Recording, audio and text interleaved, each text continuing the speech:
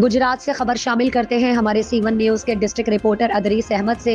Doctors grand health alliance के ज़ेरे एहतमाम गुजरात में इसराइली बर्बरियत के शिकार फ़लस्तीनी मुसलमानों के हक़ में रैली का इनेकाद हुआ। रैली में अजीज़ भट्टी शहीद टीचिंग अस्पताल के डॉक्टर, नर्सेज और मेडिकल स्टाफ ने भरपूर शिरकत की।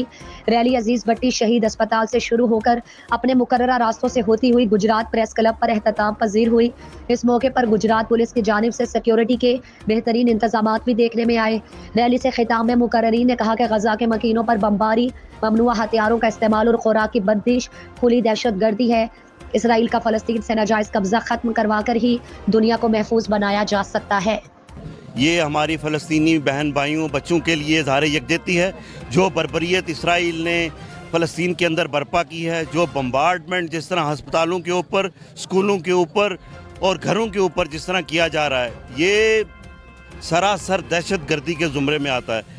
हमारी गुजारिश तमाम मुस्लिम उम्मा से, मुसलमान हुक्मरानों से, पाकिस्तान के हुक्मरानों से ये गुजारिश है कि खुदारा अपनी आवाज़ फ़लस्तीनी भाइयों के लिए बुलंद करें। OIC के इजलास को तलब करें, यूरोपियन यूनियन में, यूनाइटेड नेशन में अपनी आवाज़ को बुलंद करें और ये जो जुल्म का बाज़ार इसराइल ने गर्म किया है, जो दहशत गर्दी इसराइल फ़लस्तीन के ऊपर कर रहा है, इसको फिलफौर बंद किया जाए।